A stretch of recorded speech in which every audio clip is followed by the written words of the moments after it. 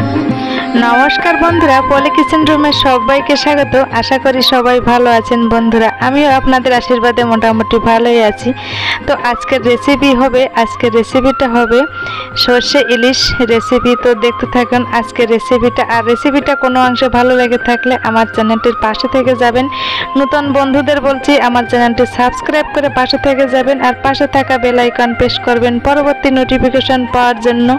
তাহলে বন্ধুরা চলুন দেখে নেওয়া যাক আজকের रेसिपि। तो एक इलिश माछ निलाम। तो इलिश माछटाके प्रथमे एकटू इलिश माछेर जे आँशटाके एकटू छाड़िए निते होबे। तो आमी এই দেখুন আঁশটাকে বেশ ভালো করে ছাড়িয়ে নেব। তো আঁশটাকে ছাড়িয়ে নিয়ে তারপর কিন্তু এটাকে মাছটাকে এই গোটা অবস্থায় বেশ ভালোভাবে পরিষ্কার করে ধুয়ে নিতে হবে। এই দেখুন ছোট ছোট আঁশ আছে, এই আঁশগুলোকে অবশ্যই ছাড়িয়ে নিতে হবে। তো আমি কিন্তু মাছটাকে ধুয়ে নিয়েছি। দেখুন মাছের গাটাও বেশ পরিষ্কার হয়ে গেছে।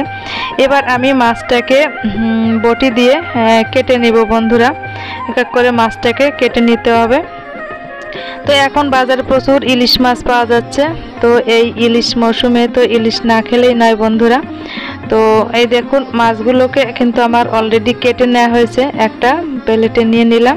দেখুন এবার মাছটাকে আমার পরিষ্কার করে ধুয়ে নিতে হবে। তো ধুয়ে নেওয়ার আগে একটু দেখে দিলাম। দেখুন এবার আমি পরিষ্কার করে ধুয়ে তারপর দেখাচ্ছি আপনাদের। এই দেখুন পরিষ্কার করে কিন্তু মাছটাকে আমি ধুয়ে নিয়েছি। আর এখানে কি কি মশলা নিব সেটা আপনাদের সঙ্গে শেয়ার করব। এই দেখুন মাছগুলো কিন্তু পরিষ্কার করে আমি ধুয়ে নিলাম। তো এবার আমি এইখানে 6 পিস মাছ নিয়েছি, মাথা লেজা বাদ দিয়ে 6 পিস মাছ আমি এখানে নিয়ে নিব।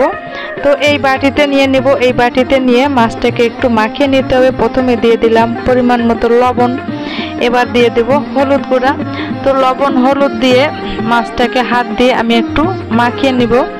তো এই দেখুন আমি হাত দিয়ে এভাবে উল্টে পাল্টে মাছটাকে একটু মাখিয়ে নিচ্ছি।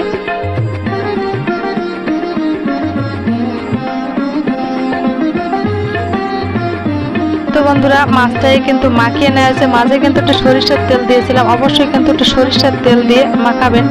আর এখানে দেখুন কালো সরিষা, সাদা সরিষা, আর এখানে নিয়েছি কিছুটা কাঁচা লঙ্কা। তো কালো আর সাদা সরিষা শুধু দেখানোর জন্য আমি আলাদা করে রেখেছিলাম, সবগুলো একসঙ্গে করে নিলাম। এবার এই সরিষা কাঁচা লঙ্কা তারপর এগুলো আমি একটু লবণ দিয়ে দেখুন একটা পেস্ট বানিয়ে নিয়েছি। লবণ দিয়ে অবশ্যই শিলে একটু বেটে নিলে এই বাটাটাও ভালো হবে। আর মশলা বাটি ধোয়া জল দিয়ে আমি একটু এটাকে একটু সেকে নিব, ওই জন্য একটু পাতলা করে নিলাম সরিষা বাটাটাকে। এই দেখুন একটু জল দিয়ে এটাকে সেকে নিতে হবে। আর এই সরিষার যে খোসাটা এটাকে বাদ দেবো। এই দেখুন অনেক খোসা, এটাকে যতই বাটা হবে পুরো কিন্তু ফিনিশ হয় না এই খোসাগুলো, সরিষার খোসাগুলো। তো এবার সরিষার খোসাগুলো আমি ফেলে দেব। আর এদিকে দেখুন ফ্রাই প্যানটা গরম করে আমি সরষের তেল দিয়ে দিলাম। তো আজকের রেসিপিটা হবে সরষে ইলিশ। তো সরষে ইলিশে সরষের তেল তো অবশ্যই লাগবে বন্ধুরা, সরষের তেল দিয়ে কিন্তু এই রেসিপিটা করবেন। তো এবার আমি এখানে দিয়ে দিলাম এই তেলে ফোড়নের জন্য কালো জিরা, আর একটু কালার ভালো আসার জন্য দিয়ে দিলাম একটু হলুদ গুঁড়া। হলুদ গুঁড়া কিন্তু অনেকে দেয় না সরষে ইলিশে, তো এই তেলের উপরে একটু হলুদ গুঁড়া দেবেন, কালারটা কিন্তু দারুণ আসবে। আর এখানে যে সরিষাটা ছেঁকে রেখেছিলাম তো এই সরিষা বাটাটা দিয়ে দিলাম। তো সরিষা বাটাটা দিয়ে 3 থেকে 4 মিনিটের মতন একটু ফুটিয়ে নিতে হবে। সরিষা দিয়ে কিন্তু বেশি জ্বালানোর দরকার নেই, 3 থেকে 4 মিনিটের মতন ফুটিয়ে নিলে হবে। তো 3 থেকে 4 মিনিটের মতন ফুটিয়ে নিয়ে এবার আমি এক এক করে এই দেখুন লবণ হলুদ মিশানো যে মাছটা রেখেছিলাম মাছটা দিয়ে দিলাম। আর এই 2 পিস রেখেছিলাম এটাকে ভাজি খাওয়ার জন্য, আর এই 4 পিস কিন্তু আমি অলরেডি দিয়ে দিলাম, যেহেতু বাড়িতে 2 জন আছি।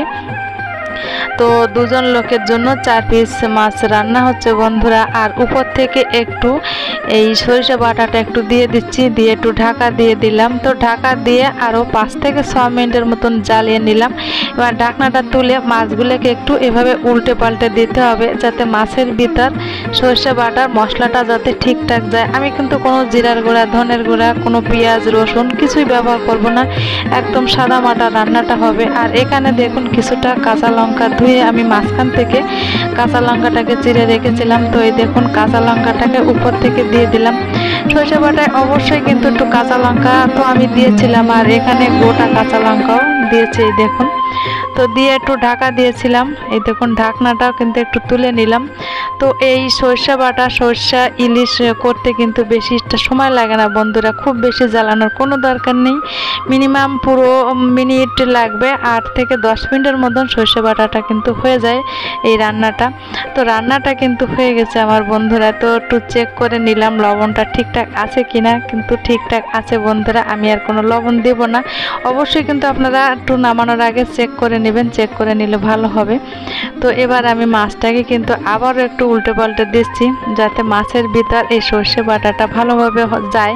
যেহেতু মাছটা কিন্তু আমি ভাজিনি, কাঁচা মাছটা দিয়েছি, ওই জন্য একটু ঢাকা দিয়ে বারে একটু উল্টে পাল্টে নেড়ে চেড়ে দিচ্ছি। আর এই লঙ্কাটাকে একটু উপর থেকে দিয়ে দিলাম। এই দেখুন সর্ষে বাটার রেসিপি কিন্তু খুব সহজেই করা যায়, আর খুব অল্প উপকরণ দিয়ে কিন্তু দারুণ স্বাদের সর্ষে বাটার রেসিপি হয় বন্ধুরা। একবার হলো এখন ইলিশের এই মৌসুমে সর্ষে বাটার রেসিপি খাবেন। আর এদিকে দেখুন ছোট একটা কড়াই নিয়েছি, ওই রেসিপিটা তো আমার কমপ্লিট। এবার যে 2 পিস মাছ রেখেছিলাম, ওই মাছ 2 পিস ভেজে নিব। তো ভাজার জন্য এখানেও আমি সরিষার তেল দিয়ে দিলাম। তো তেলটা গরম করে এবার আমি এই তেলে মাছটাকে দিয়ে দেব। তো এই দেখুন মাছটাকে দিয়ে দিচ্ছি বন্ধুরা। তো মাছটাকে দিয়ে উল্টে পাল্টে নেড়ে চেড়ে একটু কড়া করে ভেজে নিব। এই ইলিশ ভাজা কিন্তু গরম ভাতের সাথে দারুণ জমে যাবে বন্ধুরা, বিশেষ করে দুপুরে গরম ভাতের সাথে একদম জমে যাবে। গরম ভাতের সাথে ভাজা ইলিশ মাছ খেতে আর এই সর্ষে ইলিশ খেতে দারুণ জমে যাবে। তো এই দেখুন মাছটাকে কিন্তু আমি ভেজে একটা বাটিতে নামিয়ে নিব। আর বন্ধুরা এই যে মাছের যে এক্সট্রা তেল, এটা কিন্তু মাছের ভিতরে রেখে দেব। এই দেখুন আমি এই বাটিতে ঢেলে রাখলাম। এই গরম তেল দিয়ে মাছ ভাজা খেতে কার কার ভালো লাগে গরম ভাতের সঙ্গে অবশ্যই কিন্তু কমেন্টে জানাবেন।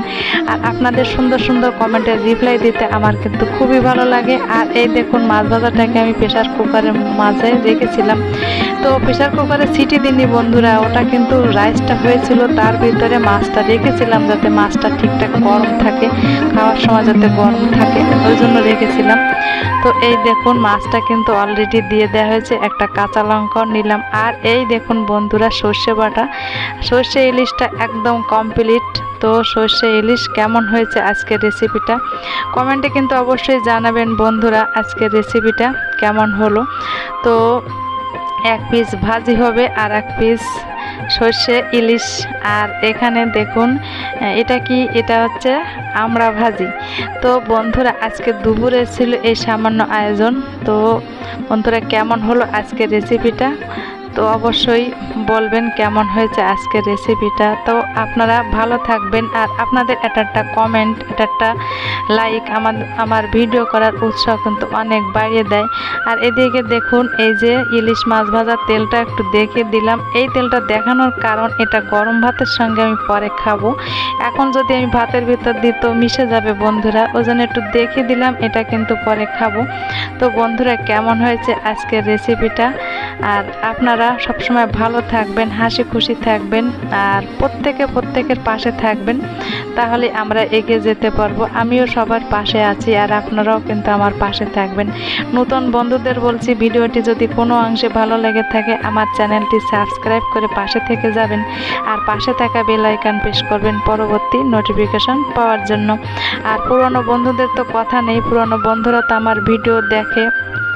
তো বন্ধুরা প্রত্যেকে কিন্তু লাইক দিয়ে ভিডিও কিন্তু অবশ্যই দেখবেন। তো শেষ মুহূর্তে লাইকের কথা আর কি বলবো, আবার একটু মনে করিয়ে দিলাম, যদি এই মুহূর্তে যদি লাইক দিতে ভুলেও যান তো অবশ্যই কিন্তু একটা লাইক দিয়ে দেবেন। আপনাদের একটা মূল্যবান লাইক কিন্তু আমার কাছে অনেক অনেক বড় পাওনা।